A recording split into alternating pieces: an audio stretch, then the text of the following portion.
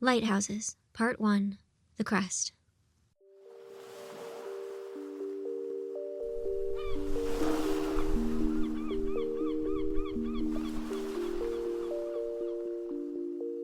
Two lighthouses on opposite shores, two rival families, two doomed lovers. You know this story.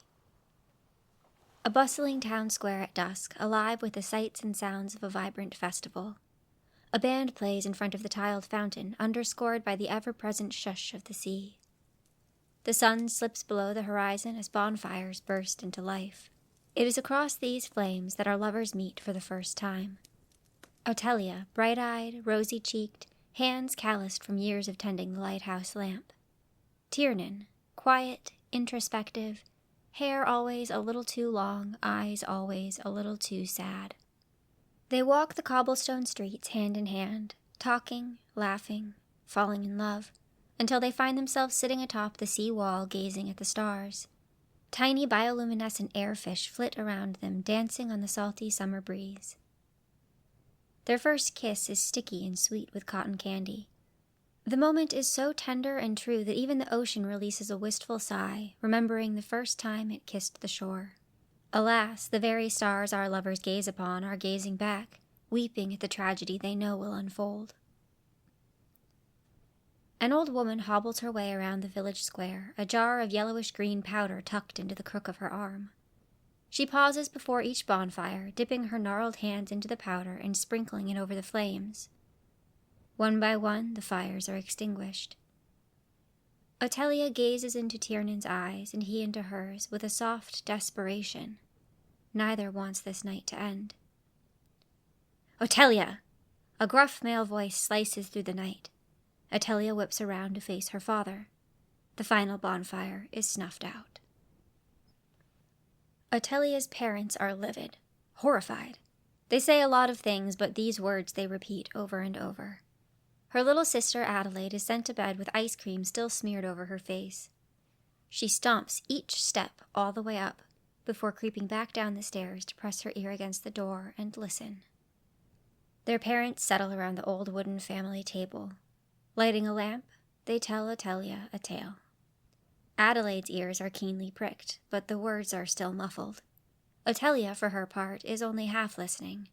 Her head is congested with love. Something about an ancestral feud, secrets stolen or stolen back, the details do not matter. All that matters is that she will never be allowed to see her true love again. But she does see him. Every night she tends the flame in the lamp room and gazes across the waves to the lighthouse on the opposite shore. There he is, a dashing silhouette tending his own bright flame. Does he yearn for her as she does for him? Her answer comes in a parcel tied to the foot of a seagull. Seagulls are surprisingly romantic creatures, and this particular seagull was honored to be chosen as a courier.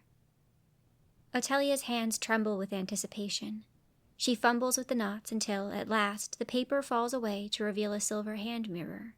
It is simple but elegant. The handle fits neatly into the palm of her hand, as if it were made just for her. Gull and girl peer at their own reflections in the mirror, then at one another, puzzled. In unison, they look up to the other tower.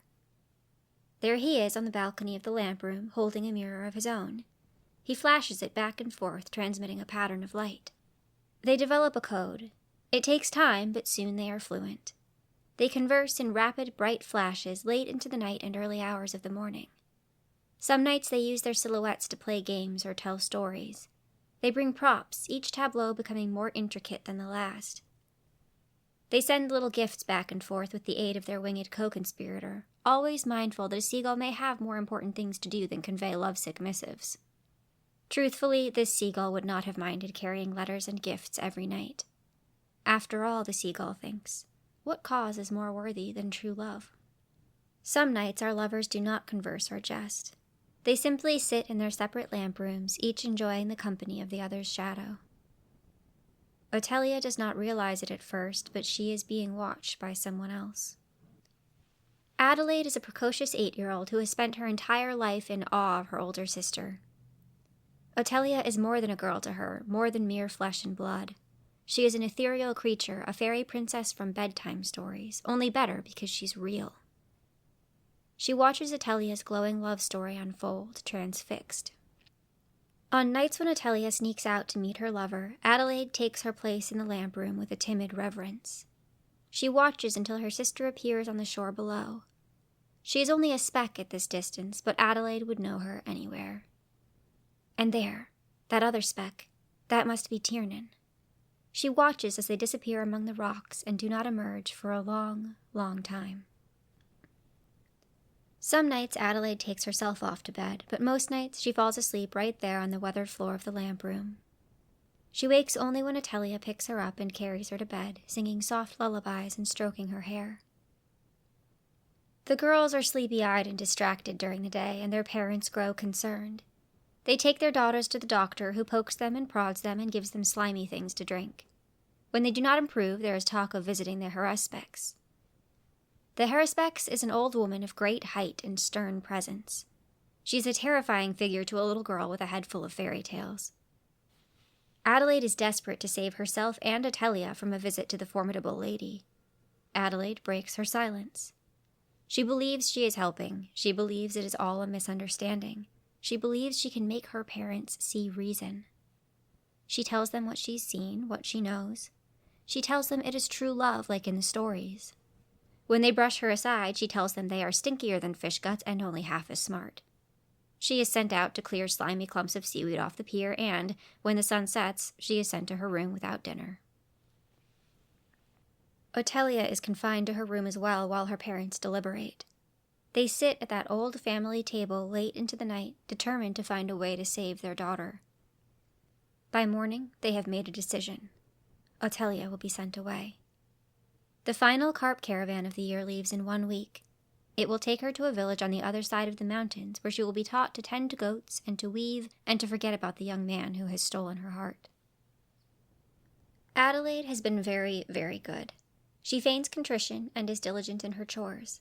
She allows herself once again to fade into the background while her parents remain preoccupied with Othelia. This provides Adelaide a certain amount of freedom she puts to good use on the eve of her sister's departure. She tiptoes up to the lamp room, Othelia's mirror clutched tightly in her little hands. She has made a study of the lover's code and thinks she understands it well enough to transmit a simple message. She flashes it, a little shyly, across the waves. Then she waits. She does not blink once for fear of missing the reply. A few moments later, a message flashes back. Adelaide sets the mirror gently on the floor. Her heart is pounding with excitement, but also with a quiet sort of pride. Don't worry, Othelia, she thinks. Adelaide is coming to save the day. Othelia, Adelaide whispers through the door. It's time to go. The door creaks open, and there she is, her big sister. Othelia's hair is unbrushed and her eyes are rimmed with red, but she is still as radiantly beautiful as ever. It's time, Othelia repeats back, her cheeks flushing with hope. Adelaide nods. She expects her sister to carry a bag of some sort, maybe even a stick and bindle, but she brings nothing. Instead, Othelia drifts out of her room clad only in a nightgown and slippers. The sisters walk the rocky shore, hand in hand, savoring their final moments together. It is not until they reach the caves that Adelaide remembers something and pulls her hand away. Your mirror, she cries. I left it in the lamp room. I'll run back and get it. No. Othelia catches her gently by the arm and kneels to look her in the eye. Addie, don't. I don't need it anymore. I want you to keep it. It's yours. Take good care of it, okay? Adelaide nods solemnly. I'll keep it until I'm grown. Then I can visit you and give it back. At this, Othelia begins to cry. Thank you, Addie, she says, her voice cracking. That would be lovely. She pulls Adelaide into a hug, kissing the top of her little head. They might have stayed there holding one another for hours were it not for the sound of approaching footsteps. Tiernan stops a few yards away, giving the sisters time to finish their goodbyes. For Adelaide, this is the last she will see of Othelia. Tiernan will have her forever. Othelia leans back and holds Adelaide's tear-streaked face in her hands. I love you, Addie, she says. I love you too, Telly, Adelaide whispers back. Run home now, says Othelia. tuck yourself into bed and sing yourself a lullaby from me." Adelaide watches her sister vanish into the night, her lover by her side and a new, golden life ahead of her. Adelaide is almost asleep when she remembers the mirror, left all alone on the floor of the lamp room. She is already breaking her promise to Othelia. Wearily, she drags herself out of bed and up the stairs. There is the mirror, just as she left it. She goes to pick it up, but does not just yet. She cannot resist sitting one last time in the place where her sister sat, and gazing, as her sister did, at the lighthouse across the sea. She imagines what Othelia's new life will be like. She and Tiernan will be pirates together, maybe. Or people who catch pirates. That would be even better, because pirate catchers don't get into trouble and punished like pirates do. Or maybe they'll hunt sea monsters together, saving Selkies and becoming best friends with them. Whatever it is, Adelaide knows it will be full of glamour and adventure, romance and bravery. She is halfway through imagining her sister swimming with the seal folk, who are having a special sing in her honor, when she sees a movement in the lamp room of the other lighthouse. There is Othelia, standing at the edge of the balcony. And there, that shadow joining her, that must be him. They embrace, their silhouettes becoming one. Adelaide reaches for the mirror to signal across to them. One final goodbye, she thinks.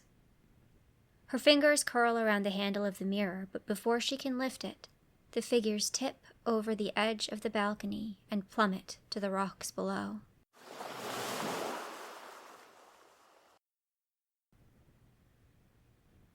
Did I know before we jumped that I could not die? No, but I had begun to suspect. There were too many close calls, too many near misses. A monstrous wave dashing me against an unforgiving cliffside, a fall from a tree that should have shattered me, a bite from a venomous fish that never manifested. I became reckless. I scaled cliffs without fear and plundered bird nests. I swam in tempestuous waters and spied on selkies. I stood in a field during a storm and waited to be struck by lightning, just for the thrill of it. But these thrills were cheap. I began to wonder what else I could do, what I could make others do.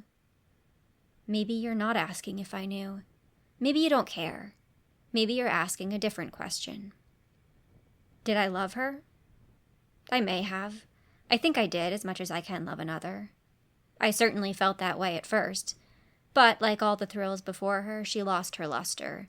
She was beautiful, she was funny, she was clever.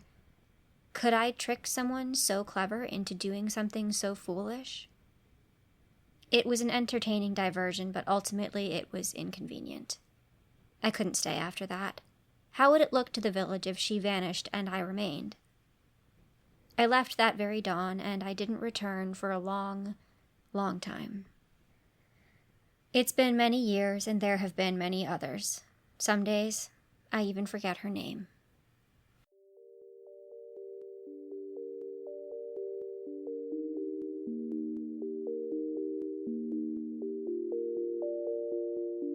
Thank you for listening to the Undine on the Sea podcast.